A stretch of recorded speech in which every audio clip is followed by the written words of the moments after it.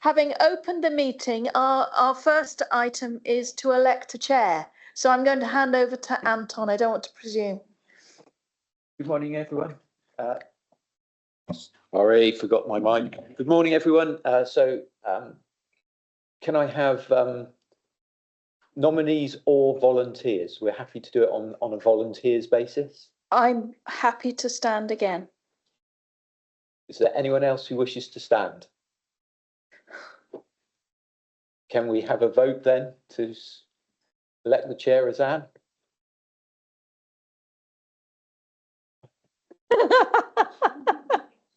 That is unanimous. Thank you. We have elected Anne Hills as the chair for a further year. Thank you. Thank you very much for your confidence in me. The agenda pack with papers is available via the ModGov site or directly from the council website, from the link which was sent out to members. So hopefully you all have access to the papers. I have asked for mine to be printed because I sometimes have trouble logging in, and it's a big pack. Can I also warmly welcome any members of the public? Hello, Sigurd.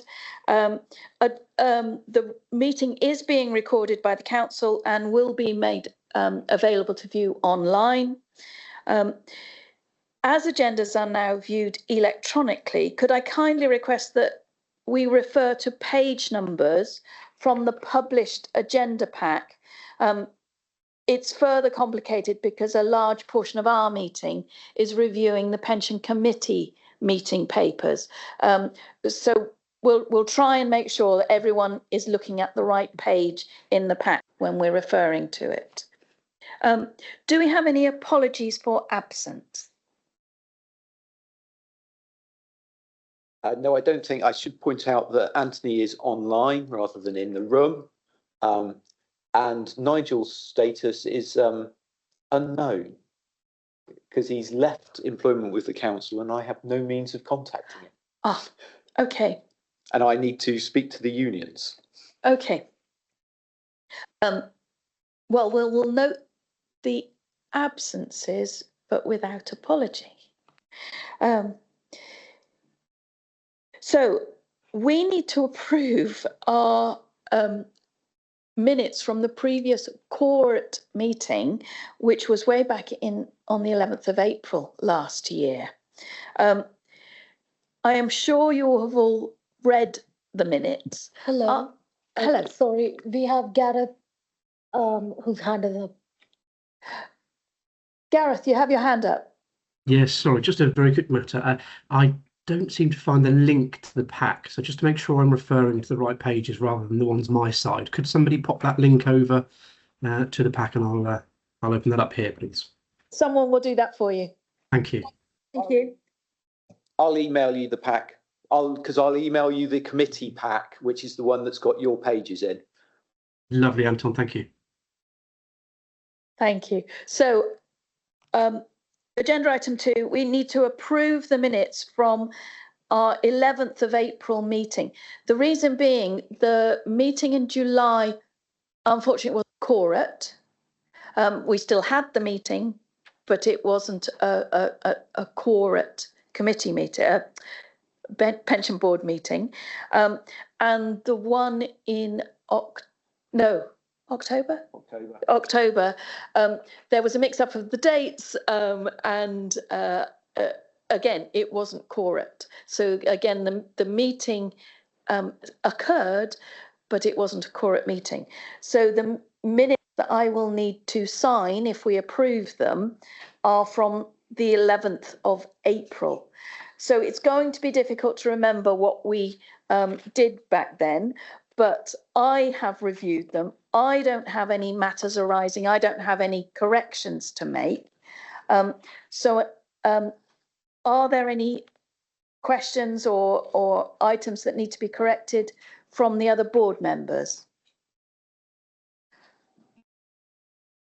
I'm not seeing anything, so I am going to approve those minutes as being a true record of that meeting. So at the end of this meeting, I will sign those. Good.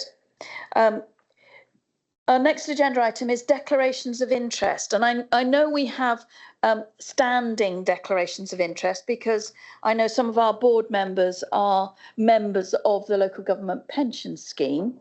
I'm going to assume that there aren't any other declarations of interest that we have to note. Again, I'm not seeing anything. So other than those standing items where members of the board are members of the pension scheme, there are no other declarations of interest. Of course, if something comes up and you realise that you have to declare an interest, please do so. Our next agenda item is public question time. Do we have any questions from members of the public? No, we do not. I note that Sigurd is here and I welcome you, Sigurd. It's great to see you. Thank you.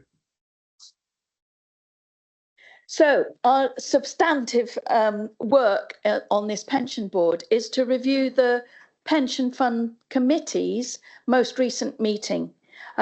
So I'm going to hand over to Anton and he's going to give us the highlights from that meeting that was in December, 12th of December. Thank you, Anne. So I'll take you through most of the items, but those relevant to the administration, I'll hand over to Gareth from Peninsula Pensions. So starting with the first paper, which is the usual investment performance review, I'm going to start on page 38 of the committee's pack, which was the combined fund performance. I mean, it's been a very strange year for stock markets in that actually returns have been really good, but it doesn't always feel like it. There's been periods where there's been some bumpiness, but we made a 6% return in the quarter to end of September, which if you think about it is sort of 25% annualized. So very strong returns in the quarter. We were slightly behind our own benchmark, but generally all was well. And an excellent start to the this triennial period. I know we've only just had the results of the 2025 valuation, but it was nearly a year ago, and we've made excellent progress in terms of investment performance in the period to date. And I should add, actually, because we are nearly 4 months after the end of September, actually investment returns have been fine since. Not quite the 6% we got in that quarter, but relatively strong. January looks like it's going to be a positive month, despite Mr. Trump trying his best. So from an investment point of view, it's all sort of relatively good news and nothing to worry about. I suppose the worry is that markets have got a bit high, and that seeing as it's been 15 years since we've had a substantial correction, sustained correction, it feels like we're due one, but it'll be fine. Any questions on investment performance? I suppose my question comes in the funding strategy. So with the investment performance that we're getting at the moment, that feeds into the funding strategy statement. So are we doing what we need to do to decrease the deficit?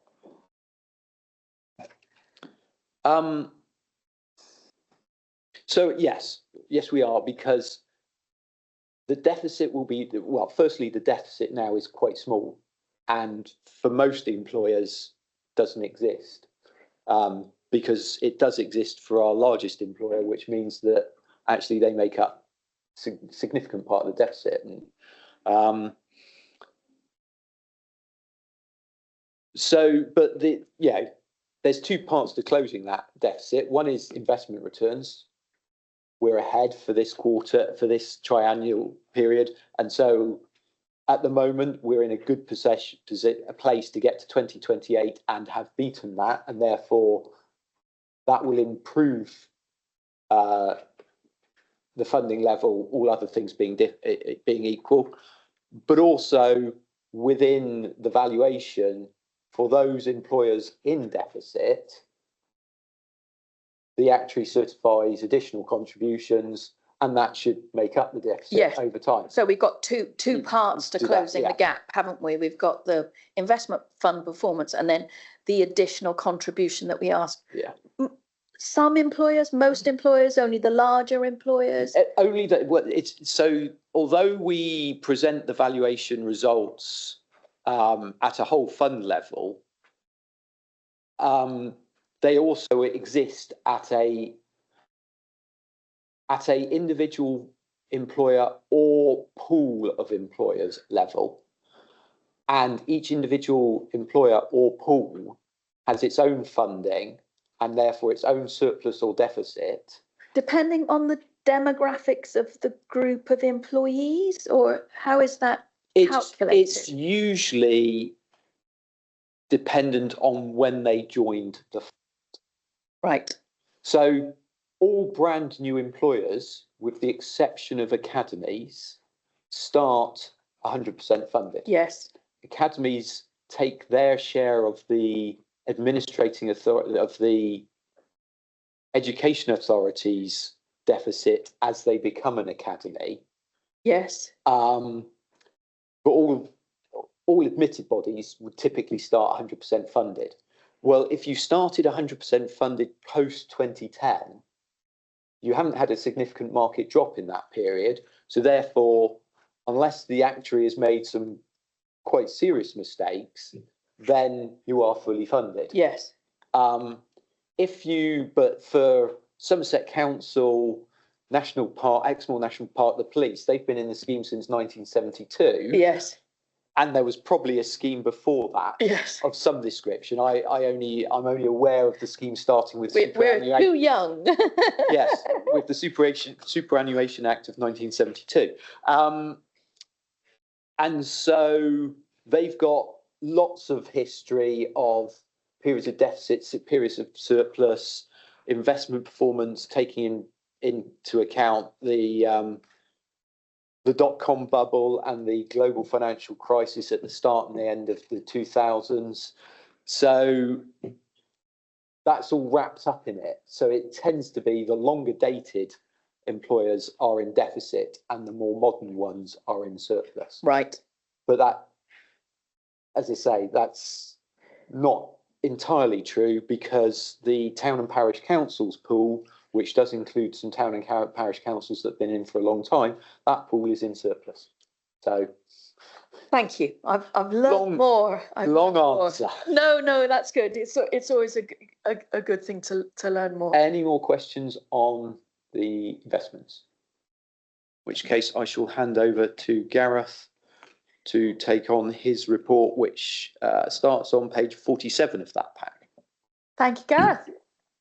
No worries at all. And I will start at the bottom of page 47 and just summarise some of the detail we'll see overleaf. But in essence, for the quarter, we were at 94% against our internal measures, the disclosure of information regs. So 93% for high priority, and then I'll go through some of the detail in a moment on another slide. We also received 6 compliments, which is always nice. You don't tend to get as many of those as you do grumbles, so it's always pleasant when we do see a few come through. And they vary really, mostly related to timeliness and also the level of service provided from the various teams within Peninsula Pensions. If I go down now to page 48, so following through, an update on McLeod. For those that are eagerly following, you'll see a table there just trying to demonstrate we had just under 3,000 identified potential members. That's not necessarily saying they all are owed something, but they're the ones that needed reviewing. And as at 30th September, we had completed reviews on just over 940. So Just a second. Can I just interrupt you, Gareth? Hang on. Yep. My page numbers on mod.gov are completely different. I'm not sure where I am at all. Oh. So where?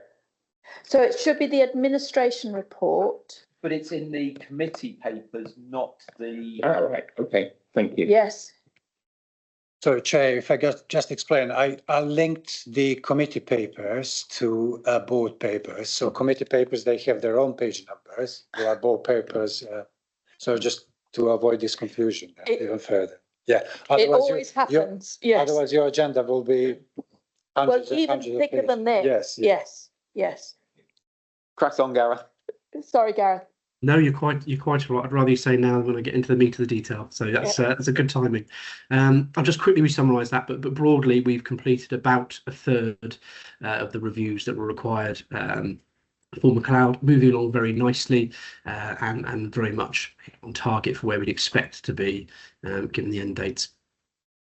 There was a little summary on pension dashboard, but there's not an awful lot for anybody that follows along. It's not, there's no sort of firm go live date as such at the moment. They're just entering a testing phase, but the importance for us is that we are ready. So we are connected. We're good to go, if you like, as soon as we start getting some firm dates on a go live to the general public. Annual benefit statements, next bottom of page 48 there. Again, just saying that we've, as a reminder, the deadline being 31st of August for those. It was achieved in advance of both the active and the deferreds. And again, there's just the relevant numbers there. All in about 48,000 or so were provided. Next page, no real updates of note here. There's just nothing for those sort of conservations, implications, etc. But if I scroll down again to page 50 now, this is where we sort of hit the numbers. As before, I won't go through line by line. If something stands out and anyone has a question, please ask. But to summarise, in the top box, performance summary there, the 94% were within our expected SLAs. Obviously, the focus largely being on high and medium, both being where we expect them to be. Low priority being slightly under the 90%, but in the round, that's broadly where we'd expect to see it. No real standout performers in this, as you'd expect at 94%. It's pretty much there or thereabouts for everything. And if I go down to page 51, the only one I would say on here that drops slightly low is the divorce calculations at 73%. But that isn't always uncommon. They can be very complex calculations. And there is a lot of backwards and forwards with members, solicitors sometimes, so that can cause delays. Again, nothing untoward, but I thought I'd call that one out. In the low priority, again, you'll see a bit of a mixed bag here. Estimates, other, that again tends to be some of the complex ones. So often you will see things around ill health and perhaps redundancy, things like that, again, of a complex nature that do tend to take a bit longer. That's why that one has dropped slightly, but otherwise all broadly there or thereabouts. The other one that regularly gets questioned is the interfunds in and out. Again, there's a lot of reliance on third-party information on that one, which can cause some slips, particularly for the inbound interfunds and transfers, where we are reliant on a third party sending us data. And with McLeod at the moment, a lot of the third parties are considerably behind on data. Thankfully, they're starting to flow through now. There was a period in time where, for example, the NHS wasn't processing anything. So that's just as an example. If I go down on now to page 52, you'll see complaints. This is just a summary here. There were 11 complaints in the quarter, 10 were resolved at first level and 1 escalated to the IDRP stage 1. No outcome for that at the point of time here. Most of the complaints related to timescales, as they often do, and more often than not, that is a member not understanding how long we have to process, rather than, as you'll see from the data, us actually breaching any of those timescales. There were a couple related to third-party delays. Again, they were referred over there. That's unfortunately not within our remit. And then some misunderstanding and miscommunication. Thankfully, only one of those 11 related to an administration error, which was resolved. There was an IDRP stage 2, which, as you'll see, wasn't upheld. It was related to an inconsistency between an estimate and a final figure. Again, just to summarise that, rather than specifically this case, but with estimates, they are reliant on the information we have at the time, and it is very heavily stated that that can change. Naturally, if there's a few months pass or something changes in a member's salary or ill health, etc., it will cause a difference, and that's often the case. You'll see the graph underneath again, it's just a visual summary, really, of those percentages I've mentioned. Nothing stands out there other than the pleasing improvement in low priority that you'll see from sort of December 24 and onwards. Very, very happy about that. I scroll down to page 53 again, a couple of summaries. These ones here really just show the work outstanding and the work we've closed. It largely correlates as you'd expect. The remaining work has gone up in August and September. Not unusual. We see a spike in cases. September is a very common time for schools to renew contracts and things like that. So we do see uplifts in work. But thankfully, the green line follows suit. So that work has been completed in August and September, has jumped in that period, which is, again, pleasing. Remaining work underneath, again, it largely follows suit, really. Again, as a reminder, reply due is where we're waiting for something.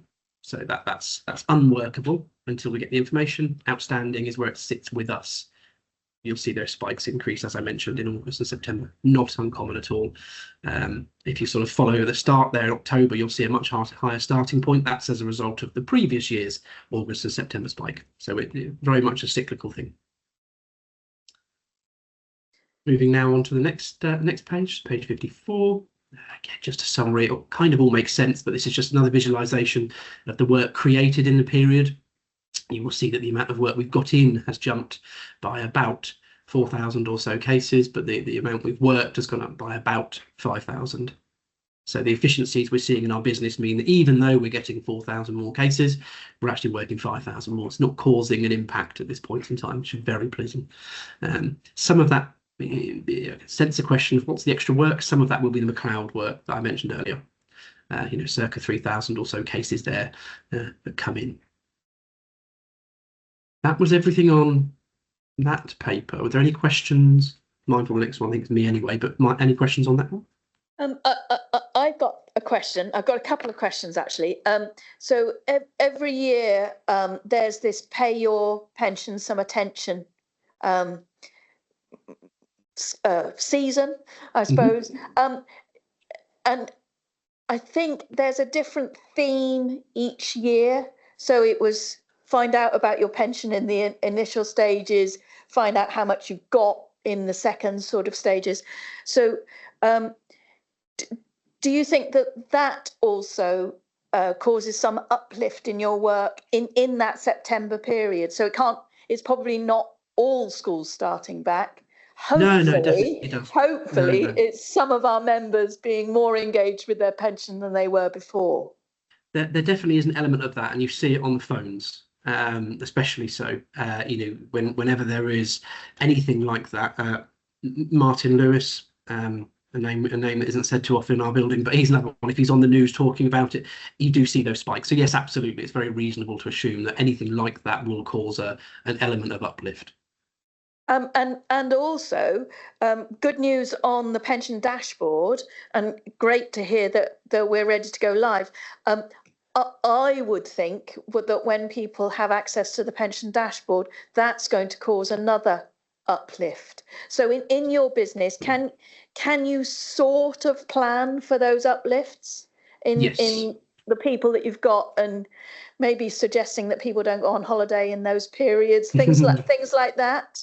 Yes, yeah, of course. So it looks like it's a long way out, and there isn't a firm date, but at best it's probably the end of this year, possibly creeping into 27. But what we're doing is there's a number of things, and forgive me, I can't remember if we spoke about it the last board, but I'll just re-summarise so you've got it formally. What we are doing is twofold. There's a couple of outcomes that are likely once the dashboard goes live, and that's that you either have a match, so there is an exact match of data. That's nice and easy. A member can contact us and we can get the ball rolling. The second one is that there's some form of partial match, whereby perhaps everything matches but the surname or the address, something akin to that. That situation is a bit more tricky because there are two things we have to think about. Number one, the member has to reach out to us. We have to formally ID them and then see if they do in fact have a record with us. It could be, as unlikely as it seems, it could be exactly the same name. So it could be a different person entirely. Once we've done that, we then have an SLA by which to let the member know and update the records. And secondly, to update the dashboard. So there's some background processes that will happen there for us to either say it is a match or to remove it so that it doesn't show anymore. There's a technical bit there, but what we're doing in the interim is largely the dashboard will point to a page which is going to be on our website. It's drafted, but it's there. And on that page, it will explain the difference for each match type, so full match, partial match, etc., and what you have to do. One of those things will be essentially to provide us with a form that confirms all of their information in the case of a partial match. That form will then come through to a member of the admin team who can review it and then see whether in fact that is a real member, and we can reach out to that member, update the information accordingly, and then get them online so they can see their pension. It's kind of the process, very, very high level. But yes, I do expect probably a reasonably short-lived spike in calls, especially phone calls, when it goes live. I wouldn't be surprised if Martin Lewis was talking about it. It'll be on social media. There may well be some sort of press release around it. So I would expect there to be a significant uplift straight away, and then quite a quick tapering down to normal levels once the people that are digitally engaged have used it. And then you'll just see a steady trickle through of people that find it naturally. But yeah, we have plans underway. The team can be resourced accordingly, and we're just, as I say, using digital channels to try and manage that customer expectation rather than solely the telephone. Great. So I've got another follow-on question. You mentioned digital engagement there, and because of the demographic of our members, particularly elderly ones. So our channels of communication to people who are not digitally engaged, is that just the annual statement? How do we reach out to members who aren't ever going to use any portal online or self-service? A very fair challenge. Yeah, no. So what we're planning for those who aren't familiar, the communications team at Peninsula Pension sits within my remit as well. So what we're planning is a strategy. Once we have some dates, a strategy of communication to let people know that what the dashboard is, what it means, and whether or not they're impacted. What we don't want to see is people that already have records they know about with us getting confused and contacting us. That makes sense, because that will be, material impact to the business. We can manage it, but it would just be ideal if we can not have it. So what we'll do is we'll do a strategy out to explain to everybody via electronic and post where we absolutely need to what the dashboard is, and not to worry if they already have a record with us, in very simple terms. Things like pensioners, for example, if they go on a dashboard, we don't want them to get confused if there's nothing relating to it, because of course they're already in payment. Things like that. There's those areas that we'll work on, and then we'll sort of get that sort of tightened a bit when we actually have some dates. But we've got some ideas to try and mitigate any confusion for members. It's just hard when that date slips. It was October, now isn't. So we'll just kind of hold fire on it. But what I'll do is I'll use this as a mechanism to keep everybody updated as and when we kind of tighten that in a bit. So one final pebble to throw into the pool. Communication with members who have lost capacity, so via their attorney or deputy. How can we ease that? Because it must be so complex for someone to deal with the pension that's not theirs. Yes, I think there's two angles there. If they're already set up, so there is already some sort of power of attorney or anything like that, it's quite simple. We will just follow our existing communication with that either member, or if it's a full loss of capacity and there is in fact a power of attorney, we would continue dialogue with them directly. If it's a member that we're not aware about, so let's say it's somebody that has a partial match and the power of attorney contacts us, we've already got a process for that, and we will look to get the power of attorney registered if we find a record, and then we can just openly have dialogue with whoever it might be that has authority. Okay, it sounds like you've got the bases that I worry about covered. That's brilliant. Rod, do you have a question?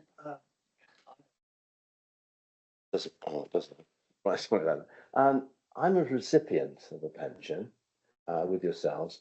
I just want to check, you'll be notifying me to my postal address. Would that be correct? Yes, what we'll have is, again, it's not completely finalised, but there will be a communication strategy that covers all of our channels, all of our various communication channels, post, digital, things like that, email. Yeah, so anybody that has those options, either ticked or not ticked, we'll look to engage them via that preferred channel. Now, I'm wondering myself whether if you got in contact with people initially, they could perhaps provide you with an email address. We do try. So a lot of our communication does ask for, sort of digital engagement, and then it's largely down to members. So most members are in some way digitally engaged, whether they use the platform or not. We already hold an email, and then there's a little section that we don't. But members can at any point phone. What we won't necessarily do until we have the dates, if we're talking specifically about dashboard here for a moment, is we won't engage too early, because there's not a lot we can tell anybody. And that's a challenge. It's always a challenge with engaging members, is if you tell them something too early, you can't find anything online. It doesn't exist. So it's hard to really get that understanding across. But once that clear communication from the various government departments is out, and we know when it's coming, then we can really start to up our engagement with members to say, this is what it means, this is where you find it, and etc. And at that point, yes, we will absolutely offer digital channels again to say this is the easiest, fastest way of doing it. But our phone lines are always there. So we still have them. I will actually be informed, obviously, of the changes for the pension from this year. Would it not be a good idea to actually put on the statement when it goes out that we could respond by way of giving an email address or some other communication, because this will go out very shortly, won't it? I can, yes, certainly. That the drafting bit sits within my weeks, basically. The drafting bit sits within my world very much. I forgive me, I can't remember the exact wording on the letter, but most of our letters do try and promote the digital channel. But I will see what the wording is, and if there's some tightening up we can do, then yep, happy to do that, happy to because that will make it a lot easier for a lot of people. And obviously, the more paper you get, there's a tendency, I think, when you get older, if you have too much information through the post, that you ignore it. But something like your pension statement for your coming year or future would certainly be helpful, that we can actually respond in that way, maybe a tear off strip or something, or even just merely to provide you with provide us with your email address, and then we respond by sending in our email address to you. Yes, certainly. Let me take that away, and I'll have a look and see what we can do to make any improvements there. All right, thank you. Thank you. Right. Thank you. I think that's all my questions. If there are no further questions, so Gareth, are you delivering the next paper too? I think so. I cheekily scroll down. It looks like it's the employee performance, if I'm right, which sits with me as well. Thank you. So for those that have got it there, page 55 is where we're at, just in case you've sort of scrolled up and down whilst we were talking there. And again, as a reminder, this really summarises, rather than us as an administrator, this is the employers, their contribution, whether they're upholding their end of the deal, I guess, in simple terms.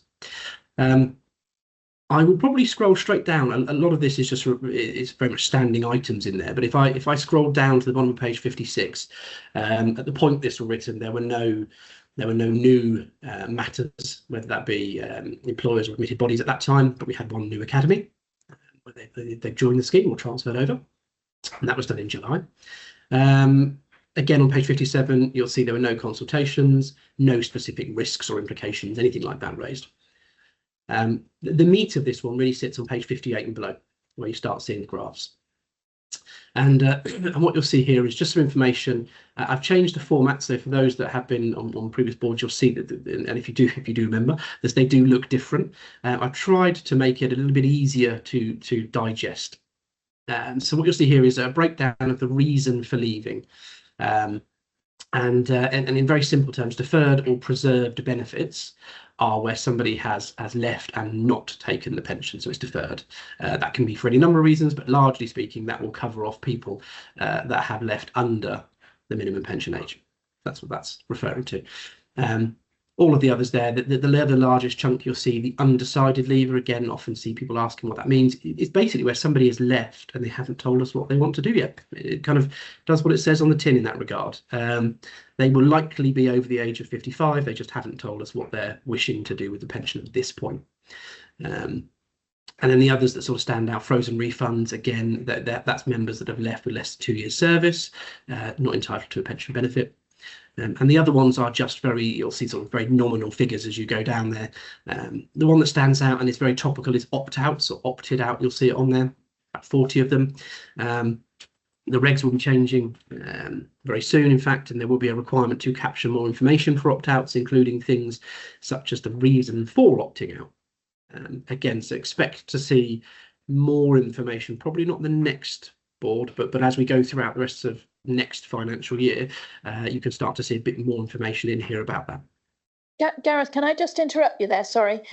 So those are people who have decided not to make their own contribution to the local government pension scheme, and therefore their employer is also not making a contribution. Is that correct?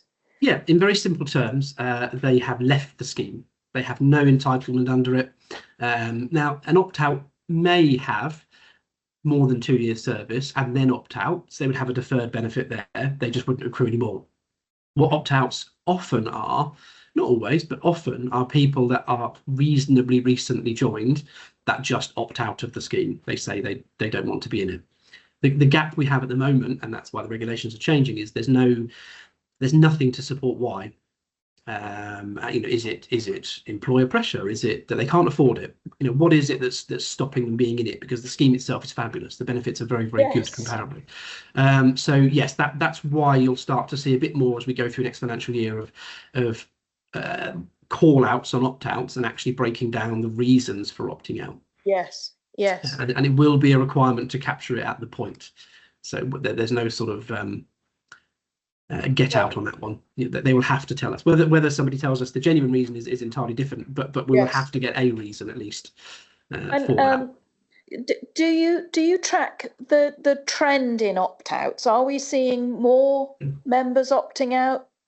I'm thinking cost of living crisis, people really strapped for cash, and they're foregoing their wonderful future benefits for cash now. It really worries me when people opt out of a very good pension scheme.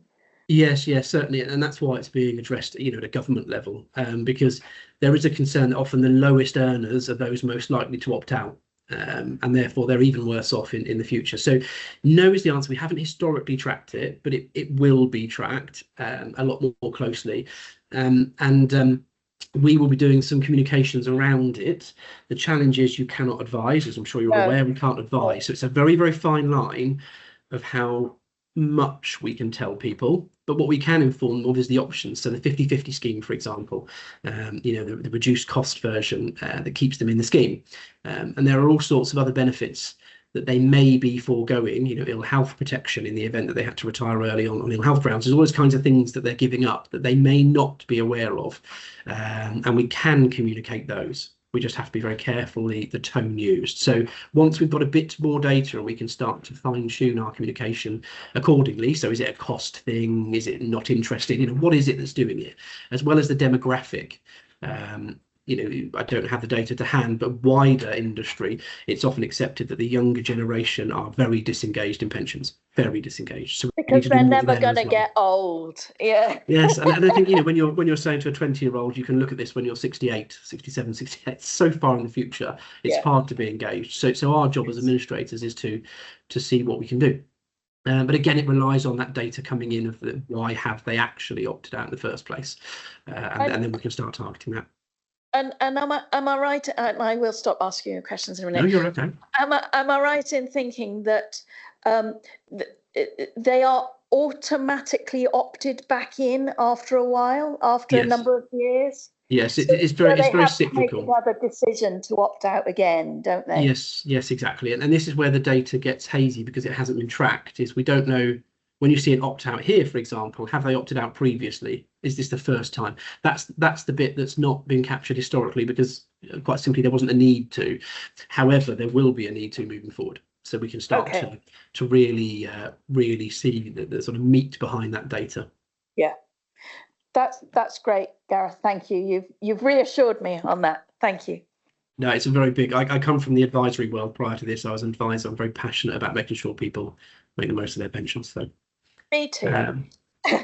So if any more questions on that one before I scroll down? Yeah, Simon has a question.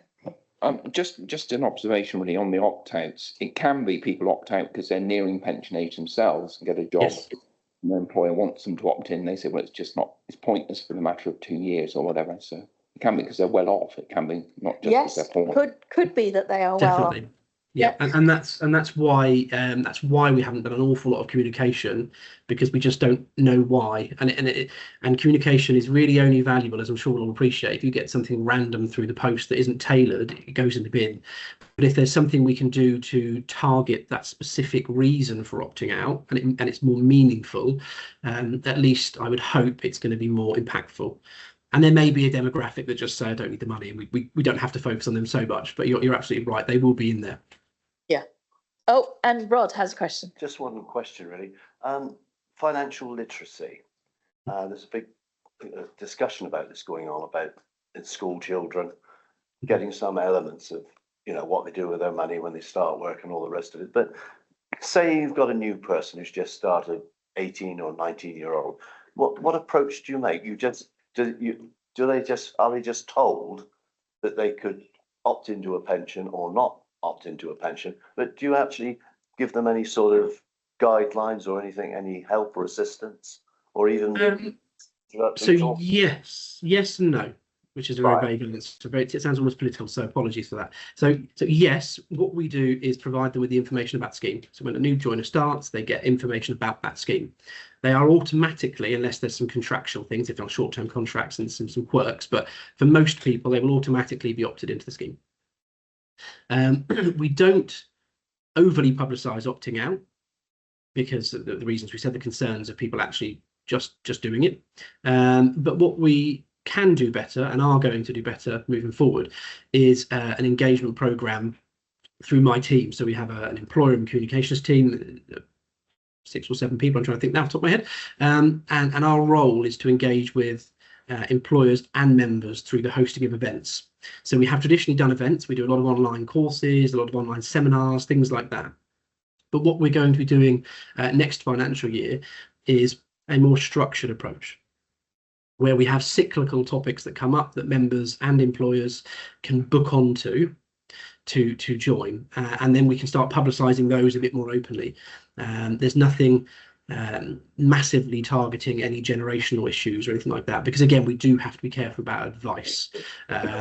But starters is absolutely something I want to target more, and there'll be, as I say, very regular sessions on that, whether it'll be monthly or every couple of months. We haven't quite got the detail yet, but we'll be doing sessions that people can join that explains what it looks like.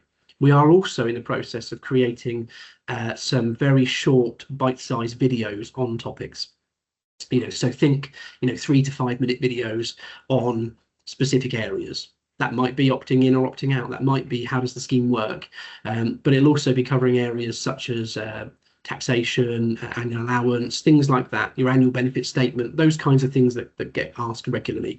And again, we'll be creating those in-house over the course of the next 12 months or so to build up a catalogue for, again, both members and employers. There'll be some slightly different slants on the videos depending on who the audience is, but they'll be available for both those segments. That's great. Where I'm actually coming from on this is, obviously, when you start your first job, it may be the first job of the council. It's all a little bit daunting. When you're bombarded with lots of information, and it's a question really that it's probably the last thing on your mind about your pension, because you've just started a job. But from what you've said, it seems to cover most things. And well done. Thank you. So yeah, we're talking about employer performance. Yep. So if I go down onto the next slide, then if I move on, this one This one focuses on leavers and the time to notify specifically. So this is how long has it taken an employer to tell us that somebody's left. What I've got here is a graph that shows you. So there is about a quarter that take longer than 60 days. There can be some reasons for that, but ideally it would be considerably quicker. About 30%, so about a third-ish, that are the 31 to 60 days. That's more common if somebody leaves a particular point in the month, because of course it all follows on the payroll. So once payroll is sent, we're then notified. So if you were to leave on the 1st of the month, that can cause a bit of a lag between it getting through. But most pleasingly is the overwhelming amount of them, sort of whatever that is, 60%-ish, 55%, 45%, come through within 30 days or around 30 days, which would sit with a normal pay run. Obviously, we prefer to get them even quicker, but that's where we currently stand at this point. What I've then done, which I'm not sure was there previously, is I've just given a breakdown of the average days for each type of retirement. So it kind of lines up with the previous table above, and it shows you the average and the longest time. And again, you'll see some of these stand out as being particularly long, but redundancy, I would almost say ignore things like death in service and redundancy, because redundancy we're notified often months in advance. So the time to complete does seem very long, because we may be told 2 months before it happens and we complete it a month later. So we're already at 90 odd days there. So don't worry too much in that regard. But you'll see it broadly, the average days comes to sort of 42 days, which is there or thereabouts where you'd expect it to be for this type of pension. Especially, as I say, given redundancy lifts it quite materially, and there's and refunds as well.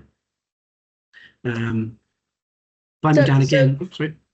No, yet another question from me. Yeah. So about, I think it was about a year ago, we were discussing the idea of financial implications of really long-term employers who weren't giving you the information you needed. Yeah.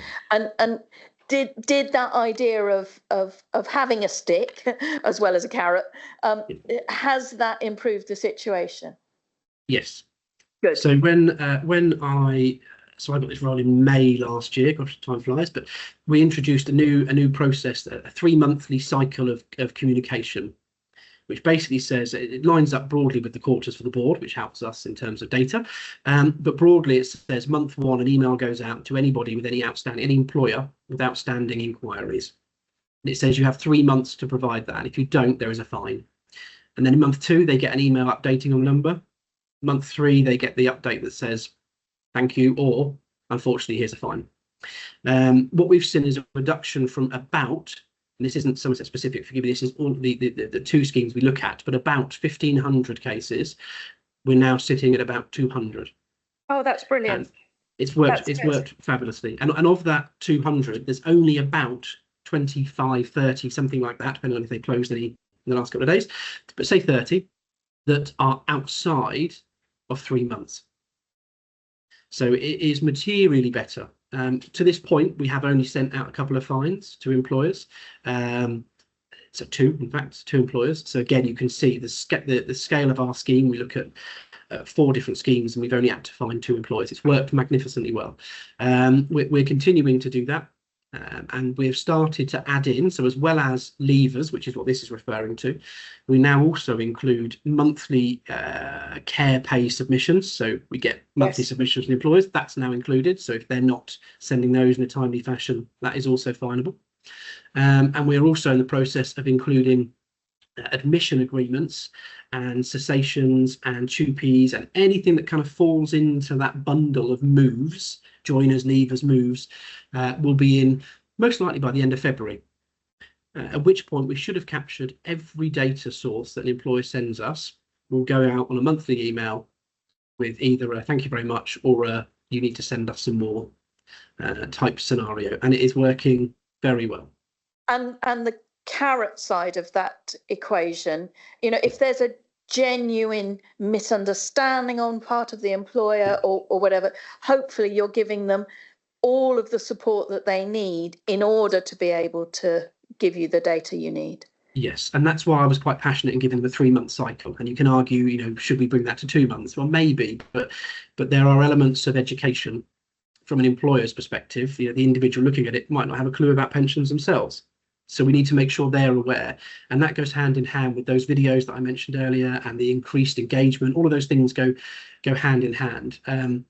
But thankfully, the sort of, I think getting an email saying you've got these, they're X amount of months old, and it's £1,000 you're going to be fined, has had the result I thought it would. It's worked.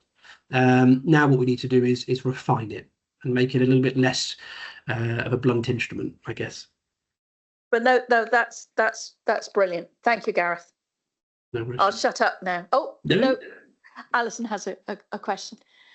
Does the fund pay interest to members where their pension takes longer than the specified time that it should? So yes, in certain circumstances, there is interest payable if it takes long enough. The thing to note is for anybody under their normal pension age for the fund, and that can differ, but for most people nowadays, we're talking state pension age, we have 2 months to process it from their retirement anyway. So it's not often that it even gets upwards of that 2 months before we'd even look at any sort of financial recompense. But pension would potentially be backdated to the date of their retirement anyway. So there's no financial detriment to a member in that regard. For me, it is definitely more about timeliness, and what we've worked with the employers is trying to bring it into a human level to say, you're not giving us this, I can't pay that lady her pension. And the implications that may cause. She'll get the money, but it'll be backdated, of course. So you might not have it for 2 or 3 months if you don't do this. And that's the angle we've tried to go down.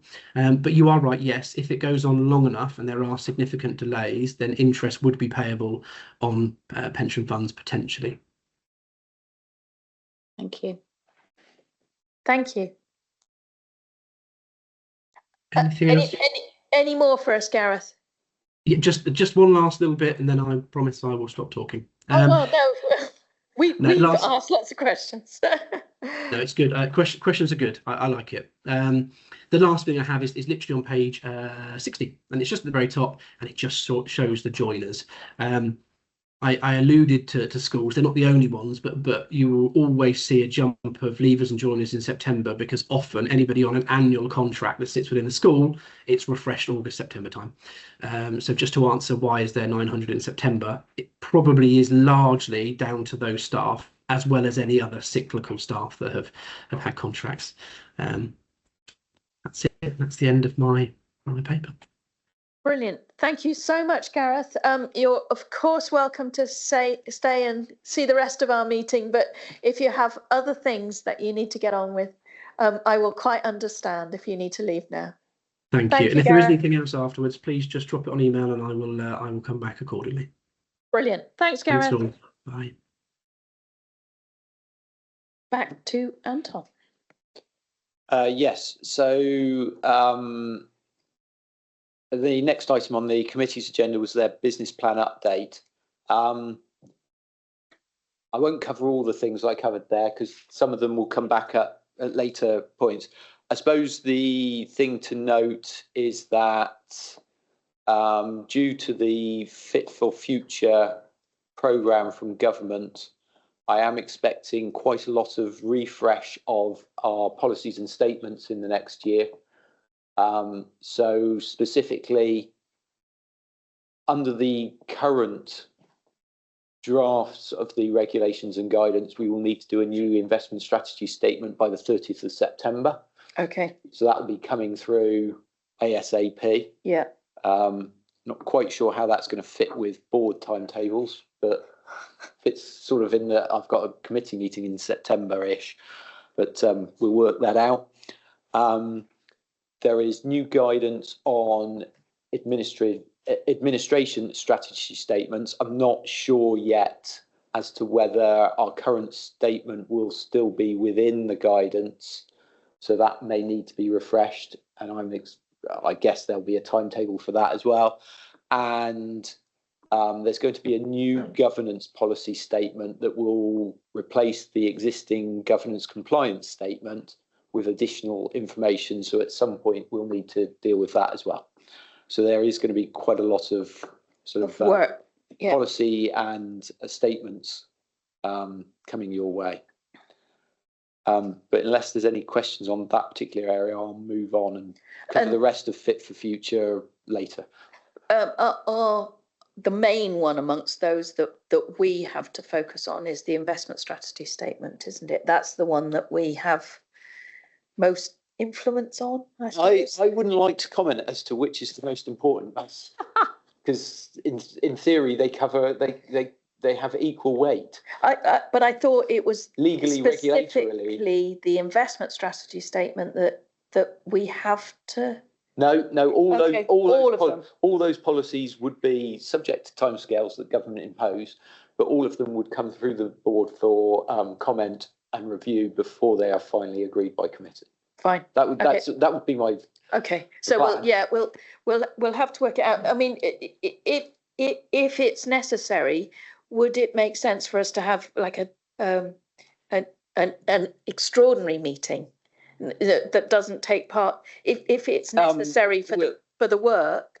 We'll see that as and when we can work out what on earth we're doing as the timescales become clearer. Yes. Okay. Thank you. The next paper of the committee's papers was the finance and membership statistics update. So that was the finance update to the end of September. So first 6 months of the financial year.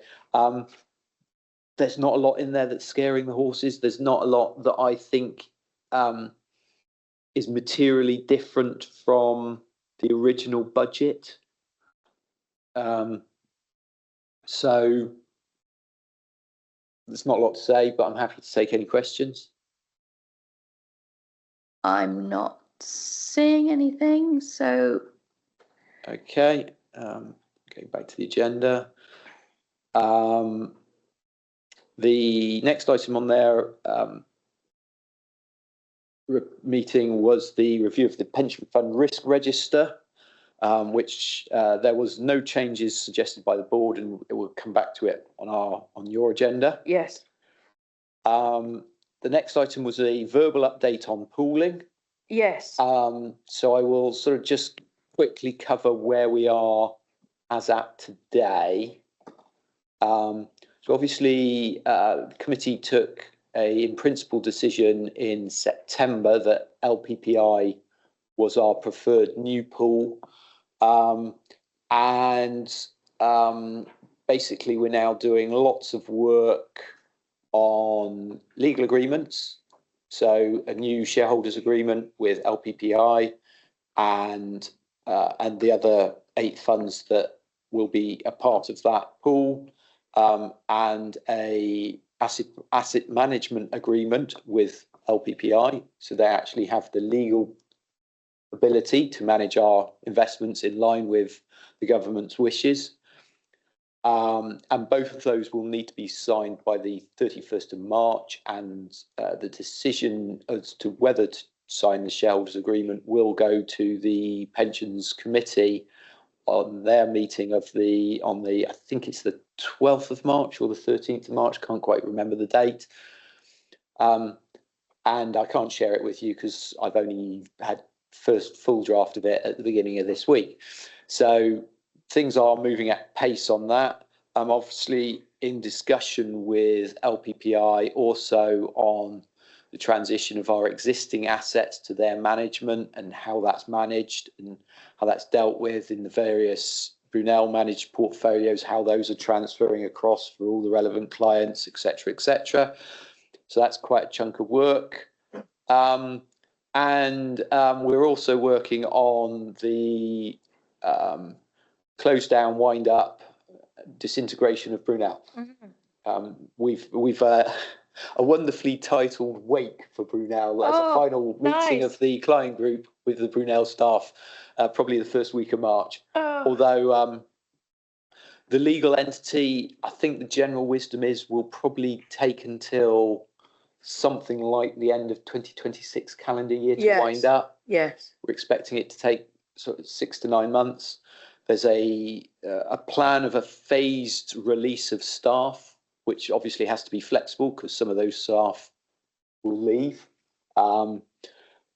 There is a organised programme of interviews and jobs at LPPI Yes. that has been offered to the Brunel staff. I think there's about 16 to 20 posts that'll be moving that way. And at some point, we will appoint an administrator to finish that process off. That will then allow effectively the vast majority of the staff and the board to wind up and those sorts of things, and then it will be left in the hands of an administrator. So that's a ongoing and fabulous process. Yeah. How many staff are involved in Brunel? Brunel,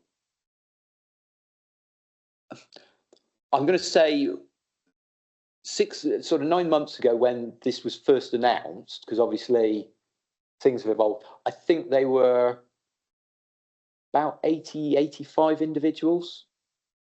Only about 20% might get offered a role. Yes. Okay. And within Brunel's financial planning, there is a significant number for redundancy costs. Yeah. At the end of the day, we didn't vote for this. This is what the government told us to do. We're just going through the process. But it is incredibly disruptive for those individuals, obviously.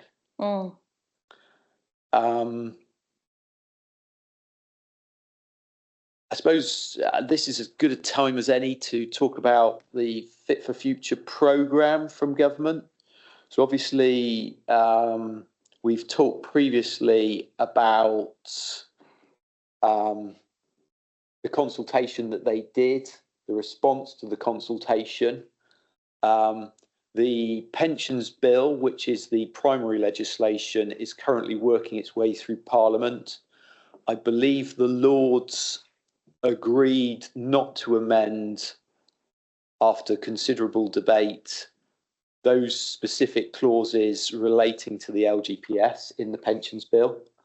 They are now looking at the remaining wider clauses, and that's expected to sort of wind up relatively soon. We've had draft regulations, 2 sets of draft regulations from the government, one on investments and pooling and one on the governance changes. The consultation on those has now closed. At the draft guidance stage, the government's not changing their mind on the substantive. It's just whether they've drafted anything in a particular way that feels odd. One of the things that there was widespread pushback on is that the government have decided that there should only be an overlap of 28 days between pools, which is short, arbitrary, and rather mad. And possibly goes over Easter. Yeah. Yeah. They say it doesn't count. They're talking about having investments with both pools, not shareholdings, which is good because we're going to have a shareholding in both pools for 6 to 9 months. Yeah. But still, it's still short, arbitrary, unnecessary. I mean, some investments take a long time to unwind. Well, the point is you cannot do a straight transfer. It's the management of those investments, not necessarily the investments themselves. The investments themselves, or the custody arrangements, or things like that.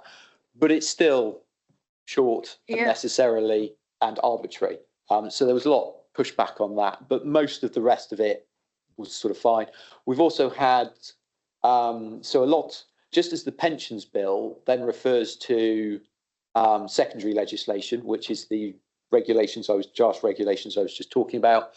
The draft regulations then leave significant amount of detail to statutory guidance. We did have then also the statutory guidance and consultation thereon. Actually, I was slightly surprised at how reasonably the statutory guidance was drafted.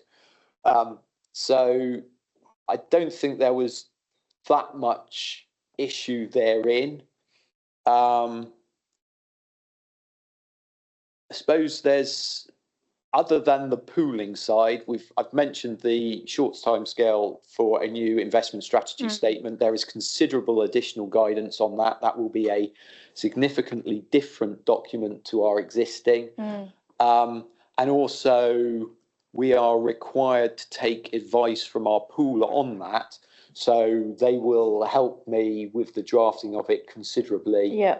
And will provide advice to you. I'm not in no way, shape or form quite sure what that will look like yet, but you should note that that's it. Their advice, they're required to provide advice on it, but the committee and board are perfectly within their rights to completely ignore that advice should they wish to. That's the way advice works. Some key things also to bear in mind in terms of the governance side of the Fit for Future project.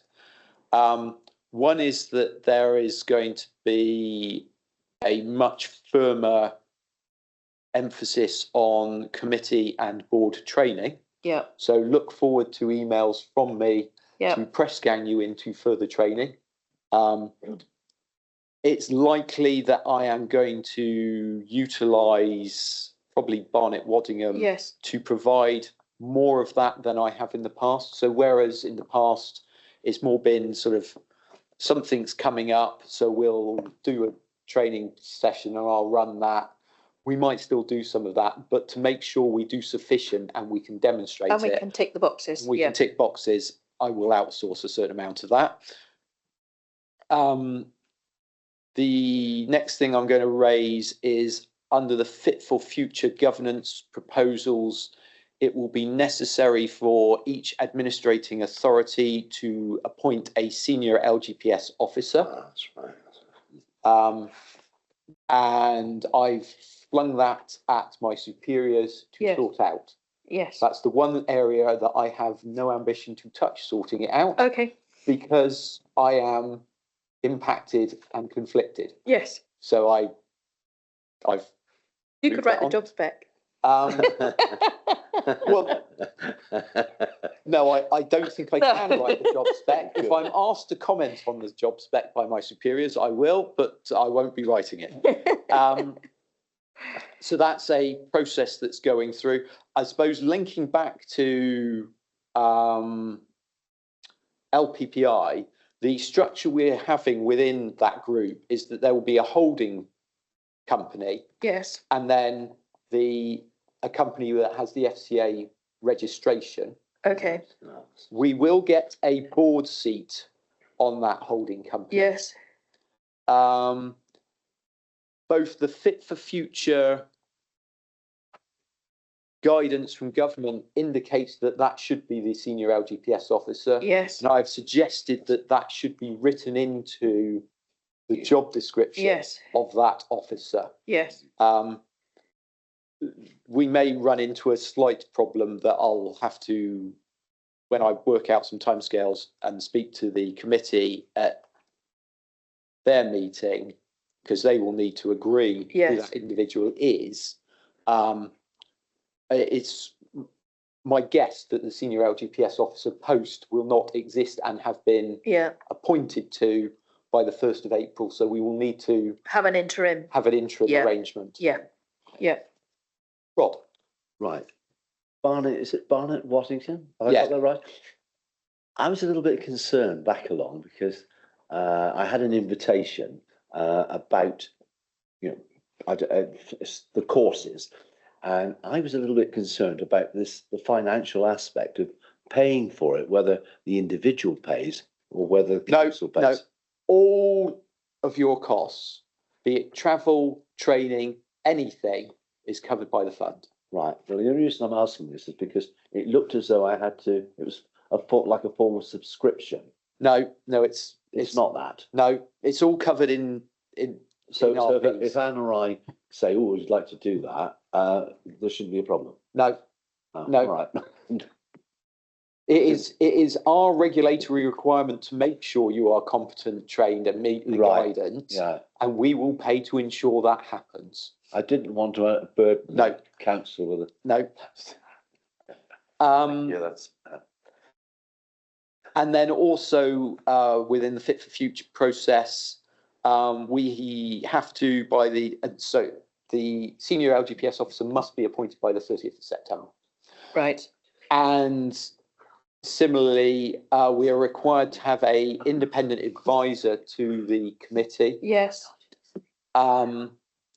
They've put certain requirements in which our current investment advisor probably does not qualify for, Okay. which is really bizarre. But Yes. never mind. So we will have to almost certainly go out and appoint someone similarly by the 30th of September. Yeah. That's going to be interesting because you're going to have 87 funds all rushing to appoint Independent advisors. Right. independent advisors to their, and that's individuals, not companies, or though they could be affiliated to companies.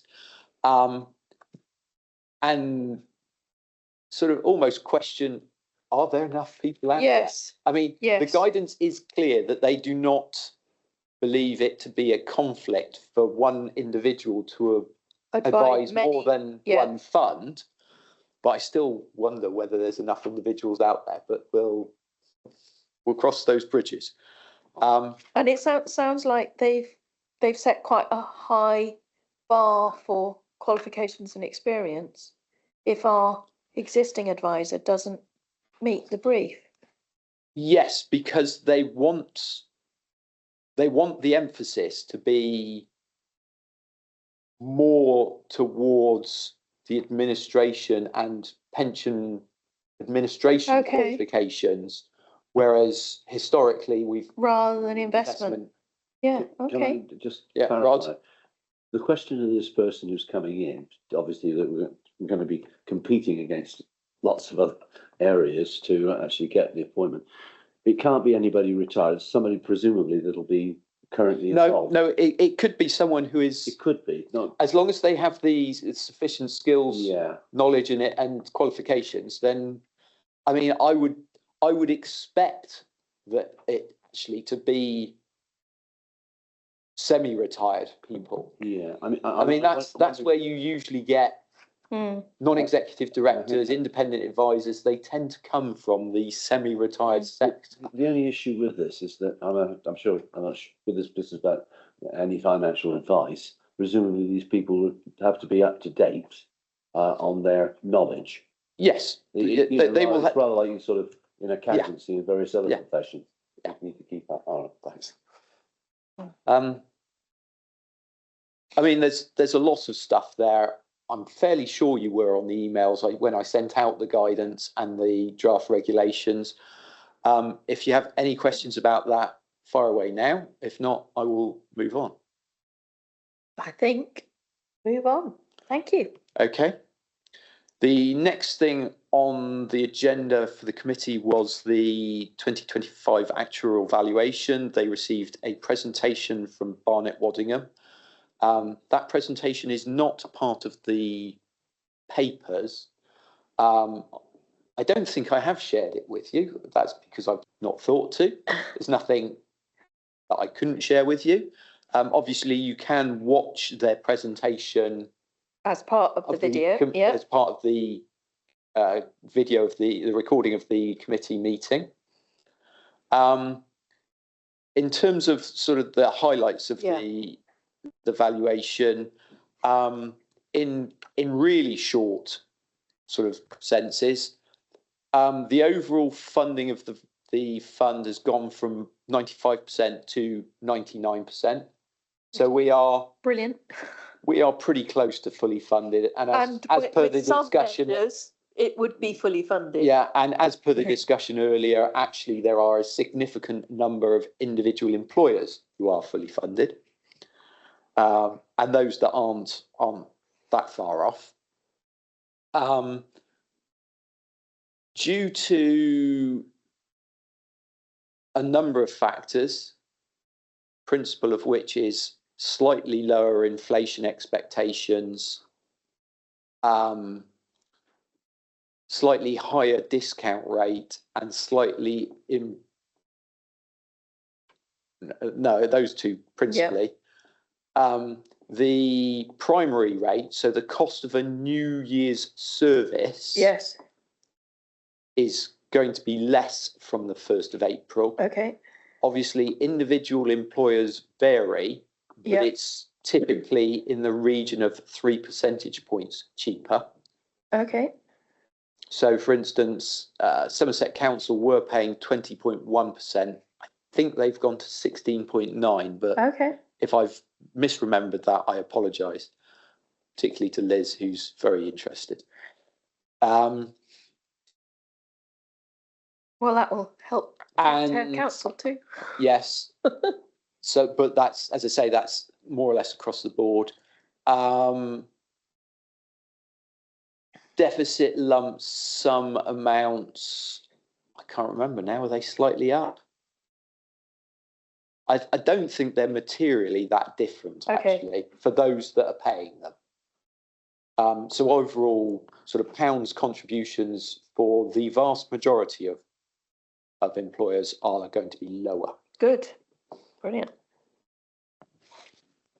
I'm happy to take any questions on the valuation, but that's all I was going to say. Not seeing anything? And Thank the only other item on the committee's agenda was the funding strategy statement, but Yes. since that forms a part of your Oh, agenda, yep. I will just skip that and close that part of the agenda. Brilliant. Thank you very much, Anton. So now we move on to our review of the pension fund risk register. But as you just mentioned, there were no material changes? No changes whatsoever. No changes whatsoever. Certainly since your last meeting, I'd have to check versus your last court meeting. Yes, court meeting. I think it probably has changed since then. I mean, at the moment, all of the risk feels like it's in risk 2, which is the risk of regulatory change. Yeah. Because frankly, there's just so much. bombarded. Yes. Yes. And the implications around that, because obviously that links into the change of pool as well. Yes. And all of our training and the Yeah. changing of all of our policies and everything. Yes. But other than that, I have nothing to raise around the risk register. I'm happy to take any questions. Yes, Alison. I was just a bit surprised that it didn't specifically talk about the new pooling arrangement as being a high risk. And I wasn't even sure it was covered, but obviously you've just said it's in the risk of regulatory change. Well, so the specific, so there is a later risk, which is will need to be revised because currently it states the risk of Brunel failing to deliver, and that will transfer over to LPPI. But there's a whole big risk around the transition, isn't there? We're trying really hard to make that as little as possible. So a proportion of our assets will literally, you're changing the badge on the door. Just changing agency. Yes. Yes. So where they are, who manages them day to day will not change. The exact amount of that is something we're having to discuss. Now, in theory, it would have been 100%, but there's certain areas where, because of the exact split of clients going to LPPI and other pools, and how many of those clients are in the current Brunel offering, there are 2 portfolios where we're having discussions where it's likely that it will not be an exact replica of what we currently have. There'll then be a second phase of going, well, we've got over the line, we've got everything across to LPPI at the 1st of April. now we need to have a better plan as to what LPPI offers long term rather than everything LPPI offered previously and everything Brunel offered previously. So that's a second round of consolidation, and that's mixed in with then the guidance on these investment strategy statements changing, and the new investment strategy statement, we will set our investment preferences at a level of 9 government defined buckets. So that will be different as well. So that there are risks there. The risks are not, I don't believe the risks are particularly around investment performance or being out of the market for a period over the transition. I think that will be well managed. And the thing that's worrying is just the cost of this. Because there's certain things that, you know, like the close down of Brunel, but other things, it's like, well, the only way to move this across is to do it this way, and to manage the risks and to do it that way will cost this. And it's just like, well, We've got to do it. we've got to do it. The government's told us we've got to do it. And, you know, I suppose for us as an organisation, because we've been through the mill before in pooling at Brunel, there are learnings from that process. yes. So I mean, it's less risky for us than someone who's not pooled and has to but do all of that work. the difference there was that there were milestones, but not quite a specific timetable. Yeah. So we moved our first assets to Brunel in 2018. We didn't move our last assets to them until 2021. Yeah. It was a phased approach over years. Rather than Where 28 days. Well, I mean, the government's wish is that everything will be managed by our new pool from the 1st of April. And that's what we are aiming for. There's a wrinkle around that, specifically because it just so happens that the Easter weekend is the 3rd and 6th of April, which really doesn't help, because you don't, where you can't transfer assets in specie, i.e. you just change the name or the management across the door. So when you've got to sell them down and buy them again. You don't really want to be doing it in the 2 weeks of Easter because... And at financial year end. Well, that's beside the point. I mean, it's not beside the point in that I'm trying to make sure that everything's still managed by the Brunel on the 31st of March, so I can guarantee my reporting for the accounts and everything on our current structures, and then I can get a year to work out whether LPPI, what they will produce, which will in some instances look different, even if it's the same information. So yeah, it sounds like, and I agree with Alison. It sounds like maybe we need a specific item on the risk register, and until we're through it. I am going to recognise increased risk. I'm going to advise or push against an additional risk on the risk register, because at least in theory, we're done by the time you meet again. Yes. On the 10th of April. Yes. But maybe, increased risk in that category. So that there is. Yes. Yeah. I mean, in the interim, there is considerable increased risk. Yeah. Yes. Yeah. Yes. And presumably you'll discuss that with the committee at their next meeting. To be clear, the risk from regulatory change in the risk register, that risk scoring has been increased. Yes. So there is some recognition, not specifically the investment risk, but the overall process. It is recognised there that there's increased risk around regulatory change, and that was rescored at the September committee meeting. So there is a recognition to Yes. some part, but not specifically on the investment risk. But to put a number on it, It's hard, isn't it? Yeah. there's only 15% of our funds where I'm expecting something other than a like for like Okay. arrangement from the 1st of April, Okay. So 15%, not in specie. or the literal assets are not changing. Okay. So where we hold a property fund, we'll still be holding the property fund. It'll just be, instead of Brunel advising and having the decision as to which ones to hold, LPPI will. And on day one, they won't change anything. So in that sense, literally, we are owning the same thing. No transaction will take place at all.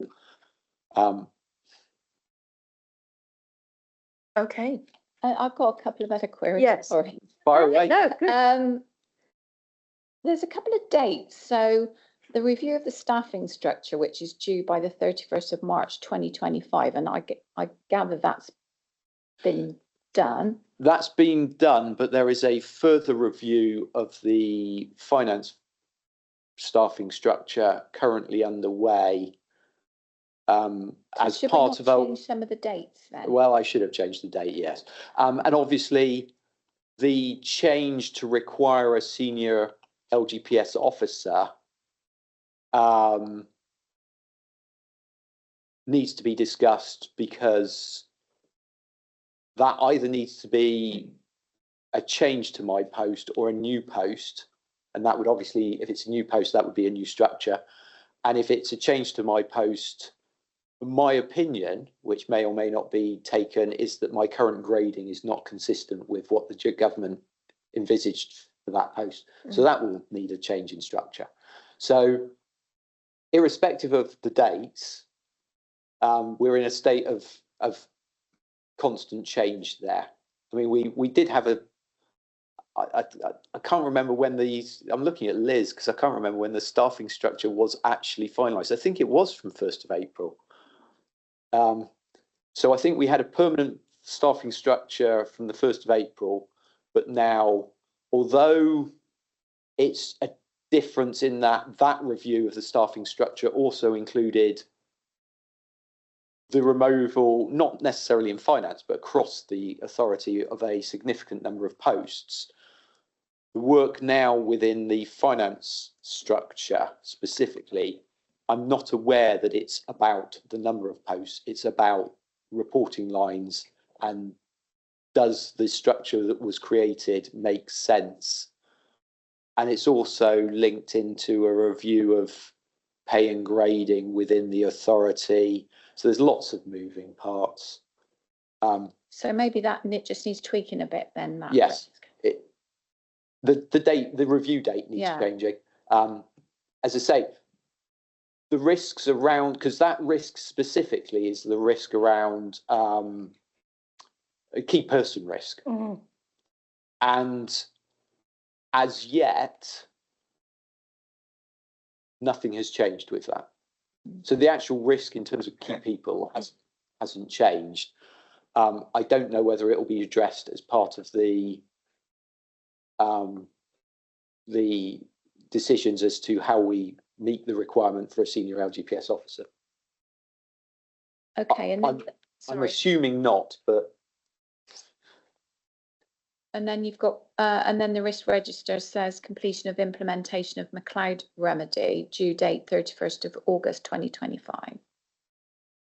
Yes, because that was the original government timetable date. Now, what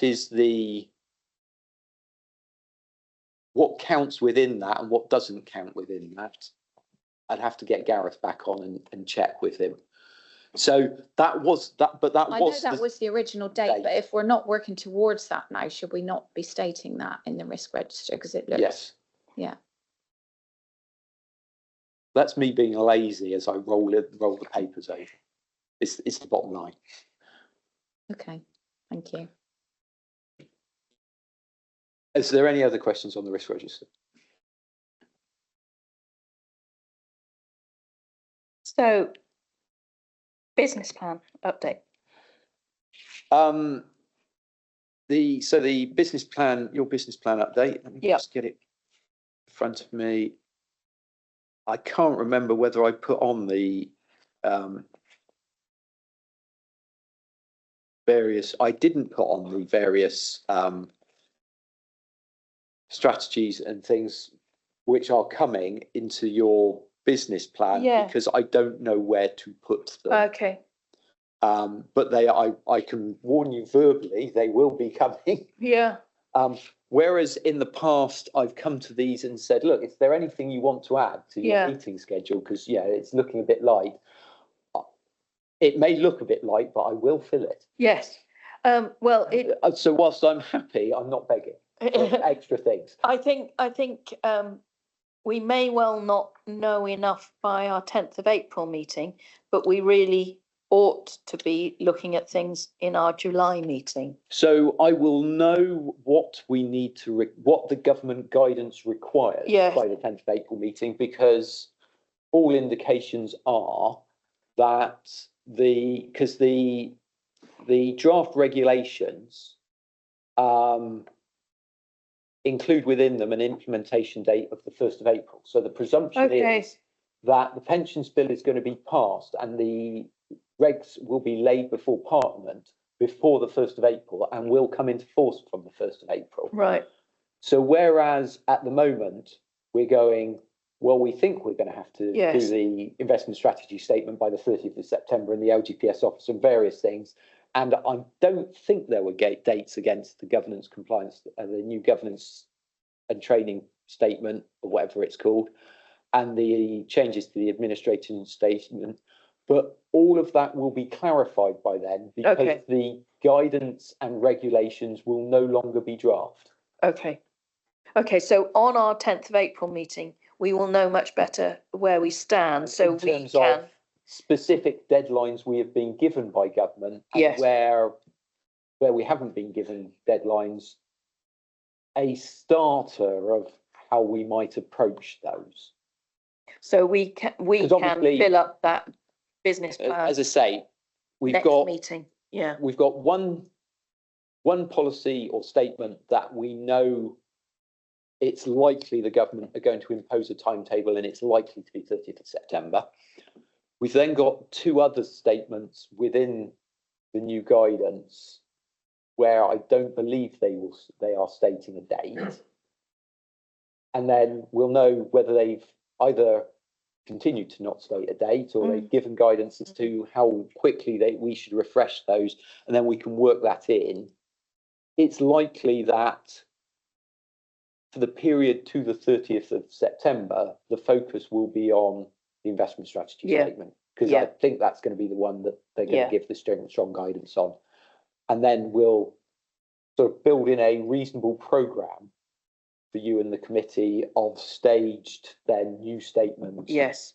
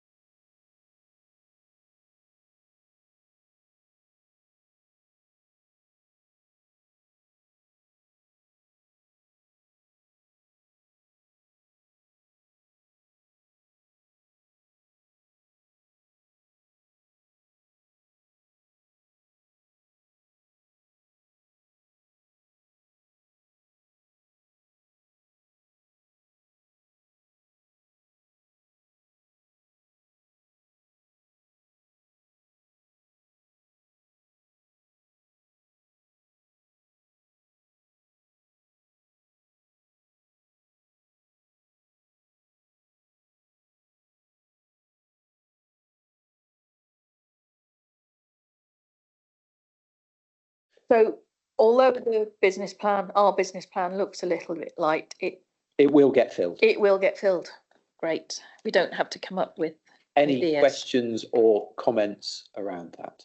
I think October 25 should be October 26. Yes. And I managed to change the one Expectation below of and chair. above, but not the one. in the Yeah. middle. An election of the chair. The typo there. Yes, that's because I do that particular thing in an Excel spreadsheet, not on no spell Word, check. so it doesn't do a spell check for me. Okay, so now we've got our review of the annual report, 24-25. the enormous annual report. So the first thing I will sort of state is that it's now deemed good practice that you formally adopt this. So this is why despite the fact that it feels a bit out of date, that is why it's come back. It's here, It stayed on your yes. agenda because Yes. you need to formally say yay, preferably. I suppose you could say nay. And it's still in draft form also because the audit is not finished. Now, where we are with that is the external auditors presented their audit findings report to the audit committee. It's sufficiently long ago that I'm struggling to remember when it was. I think it was October. And it's still not finalised. And it's not finalised because they will not finalise it until they finalise Somerset Council's audit process. Because the pension fund accounts are included in the council's accounts as an appendix. And so we are dependent on that. Now, the council's audit findings report and hopefully everything will be signed off at the audit committee meeting on the 29th of January. I'm saying hopefully because I'm not directly involved in the council's one, but I'm not sure that they've actually produced their audit findings report. Has it gone with the papers, Liz? Sorry to refer to you. No, Chair, it's fine. I'm just checking that it's here published because the audit papers are published now. The audit papers were probably published yesterday. Yeah. And I'm not quite sure what was published in. Yes.